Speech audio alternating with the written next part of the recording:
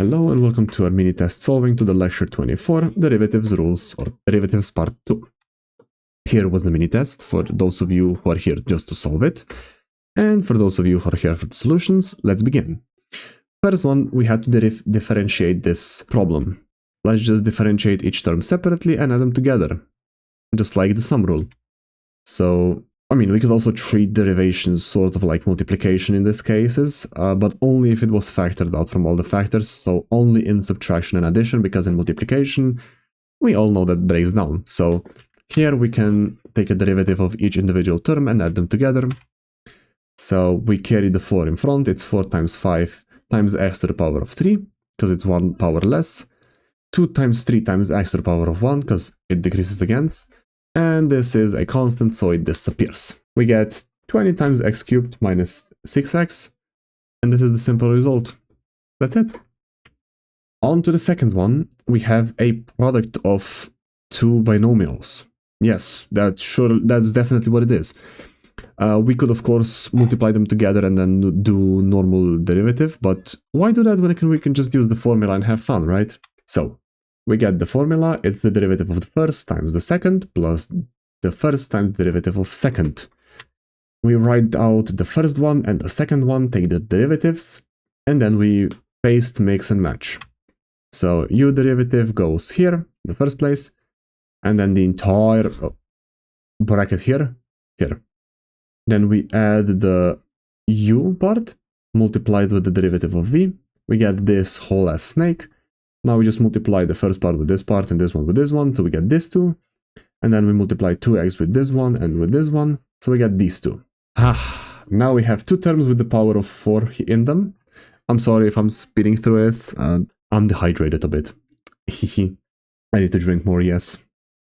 Basically, we just, we basically add these two together because they're both x to the same power.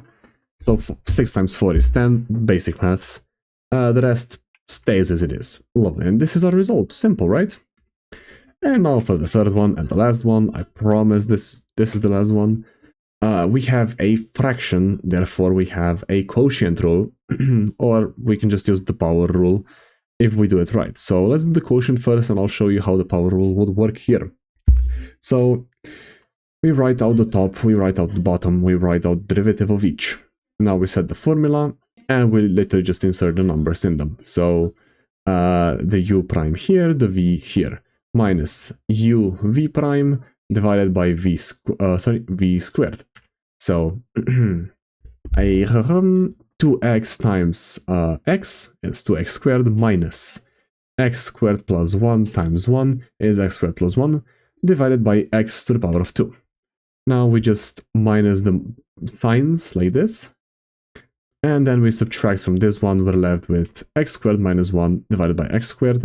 And then we separate this into x squared divided by x squared minus 1 divided by x squared.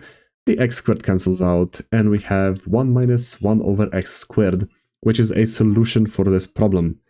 Now, to solve it with the power rule, we need to rewrite the x in the denominator as the x to some negative exponent, which we can do like this.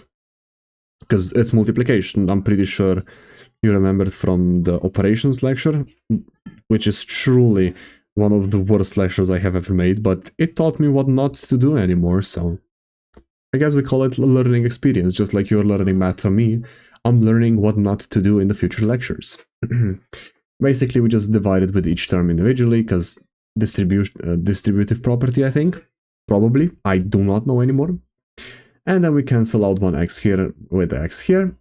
And we're left with x plus 1 over x, which is the function itself, because we were just working with the function, no?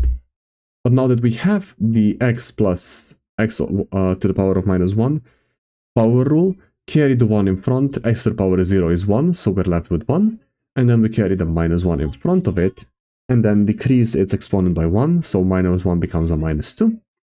It gives us this, and then we work our magic around, the minus sign stays in between.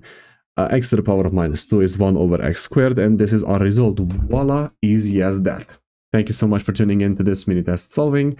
I hope everything went well, and I hope you really learned this lecture, because it's one of the founding blocks, building blocks of future lectures. So thank you again, and I'll see you all next time. Bye.